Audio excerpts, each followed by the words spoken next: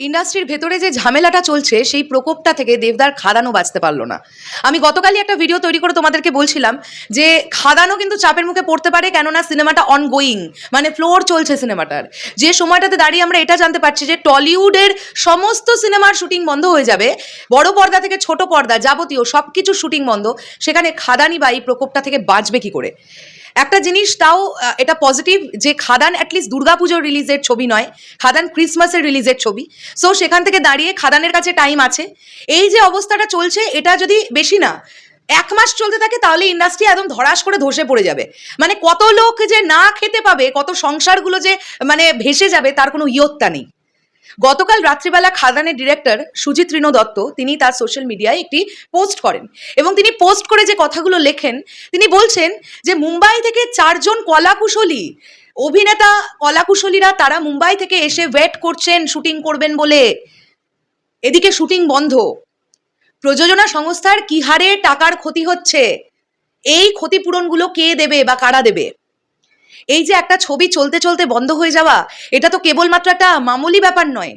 একটা ছবি শুট করতে, একদিনের শুট করতে মোটামুটি কয়েক লাখ টাকা, মানে কয়েক লাখ টাকা প্রডিউসারের খরচা হয়।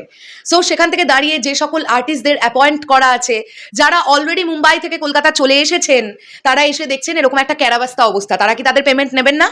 তারা কি পেমেন্ট ছেড়ে দেবেন? কেন ছেড়ে দেবেন? তারা তো কাজটা করবেন বলে এসেছেন। তো সেই তাদের পেমেন্টগুলো যদি 4 জনের পেমেন্টই দিতে হয় প্রযোজনা সংস্থাকেই, তাহলেও তো মোটামুটি কয়েক লাখ টাকা বেরিয়ে যাবে। সো এইগুলো করে আলটিমেটলি ইন্ডাস্ট্রির লাভটা কি হচ্ছে? ইন্ডাস্ট্রির তো কোনো লাভ হচ্ছে না। আর একটা প্রচন্ড তেতো বাস্তব বলি, সেটা হচ্ছে দেবদার মতন সুপারস্টার বা সৃজিত মুখোপাধ্যায়ের মতন বা কৌশিক গাঙ্গুলির মতন বা সুজিতদার মতন, সুজিত ঋণ দত্তর কথা বলছি, বা যারা যাবতীয় মানে যে প্রজেক্টগুলো ইদানিংকালে আটকালো, কোয়েল মল্লিকের ছবিটা আটকালো, তো এনাদের কিন্তু 1 বছর কাজ না করলে বিরাট বড় ক্ষতি হয়ে যাবে না? হ্যাঁ, সেখান থেকে দাঁড়িয়ে সুজিত ঋণ দত্তর এটা দ্বিতীয় কাজ খাদান, অবশ্যই তিনি একজন স্ট্রাগলার ডিরেক্টর, তো অবশ্যই তার একটা বিরাট বড় ক্ষতি হবে। কিন্তু বিশ্বাস করুন আপনারা, সুরিন্দর ফিল্মসের বা দেব এন্টারটেনমেন্ট ভেঞ্চার্সের বা দেবদার হ্যাবক কিছু ক্ষতি হয়ে যাবে না। কিন্তু ক্ষতিটা কাদের হবে জানেন? যারা এই যে উল্টো দিক থেকে বিদ্রোহটা শুরু করেছে, টেকনিশিয়ানসরা, তাদের হবে প্রবলেম। ইন্ডাস্ট্রিতে যদি কাজ না হয় তাহলে লোক ভাড়া নেওয়া হবে না, ইকুইপমেন্টস ভাড়া যাবে না। আমি গতকালই একটা পোস্ট দেখছিলাম, ইকুইপমেন্টস যারা জিনিসপত্র ভাড়া দেন তারা তাদের তরফ থেকে বলছেন যে আমাদের অলরেডি কতগুলো করে টাকা অলরেডি এনগেজ হয়ে আছে। সো আমরা যদি মানে ছবির যদি শুটিং না হয় তাহলে আমরা তো না খেতে পেয়ে মরবো, তাহলে আমাদের এই যে টাকাগুলো এনগেজ হয়ে আছে এর দায়িত্ব কে নেবে? সো আমরা ডিরেক্টরসদের পক্ষে আছি। মোটামুটি সমস্ত লোকরা আপনারা দেখুন ইন্ডাস্ট্রি রিলেটেড, মোটামুটি যাদেরকে আমরা দেখতে পাই সচরাচর, তারা প্রত্যেকে কিন্তু আর্টিস্ট ফোরামের সঙ্গে, অর্থাৎ ডিরেক্টর রাহুল মুখার্জিকে কাজ করতে দিতে হবে এই বক্তব্যে তারা বিশ্বাসী এবং এটা নিয়ে তারা প্রতিবাদ চালাচ্ছে।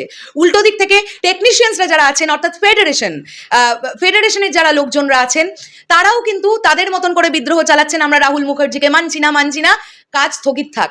আজকে মঙ্গলবার, আপনারা ভাবুন খাদানের মতন একটা বড় প্রজেক্ট সেটা বন্ধ হয়ে গেল, মানে চলতি এসবিএফ এর ছবিটা তো না হয় শুরু হয়নি রাহুলদার ডিরেকশনের, যাকে নিয়ে এত কিছু, খাদান একটা চলমান ছবি, সেই ছবিটার ফ্লোর বন্ধ হয়ে গেল। কোয়েলদির স্বার্থপর ছবিটা শুরু হয়ে গিয়েছিল, সেটা চলতে চলতে বন্ধ হয়ে গেল। না জানি আরো কত ছবি এরকম যেগুলো আমরা জানছিলাম না, যেগুলো চলতে চলতে বন্ধ হয়ে গেছে। তো এই যে সুজিতদা পোস্টটা করেছেন যে মুম্বাই থেকে 4 জন এসে বসে আছেন এখানে, এই যে খেসারতটা, এটা কিন্তু প্রোডাকশন হাউসকে দিতে হবে। এই যে টেকনিশিয়ানসরা যে কাজ করতে দেবো না বলে যে বিদ্রোহটা তুলেছে না, তারা কিন্তু 1 পয়সা দেবে না প্রোডাকশন হাউসকে, বা আর্টিস্টরাও কিন্তু তাদের পয়সা না বুঝেও সেখান থেকে বেরোবেন না। সব থেকে বড় কথা, পয়সা লেনদেন আজ হচ্ছে কাল হবে সেটা ঠিক আছে, আপনারা ভাবুন তো কত বড় ফেস লস, প্রোডাকশন হাউসগুলোর কত বড় ফেস লস। মুম্বাই থেকে 4 জন কাজ করতে এসেছেন, তারা এসে দেখছেন ভোবা, কোনো কাজই হচ্ছে না, কোনো টেকনিশিয়ানসই আসেননি। কিরকম লাগে? ইন্ডাস্ট্রির মান কোথায় যায়? আর 2 বছর পরে গিয়ে কি বলবো আমাদের টলিউড ইন্ডাস্ট্রি, কি বলবো, কোথায় সম্মানটা যাচ্ছে, কোথায় কি বলবো? আর কিছু বলার নেই, এটাই বলবো যে এই ব্যাপারটা বন্ধ হওয়ার দরকার। মানে আলটিমেটলি কিন্তু এভাবে ইন্ডাস্ট্রি গ্রো করবে না।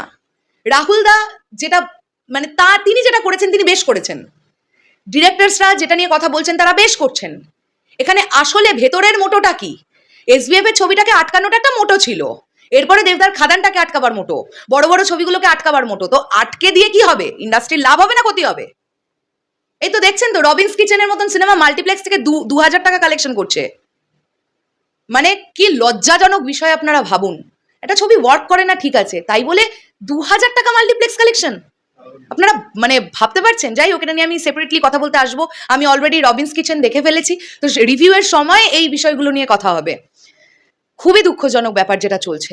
শেষ করলাম ভিডিওটা। আপনাদের কি বক্তব্য এই পুরো বিষয়টাকে নিয়ে কমেন্ট করে জানাবেন। দেখা হচ্ছে আবার খুব শীঘ্রই। টাটা।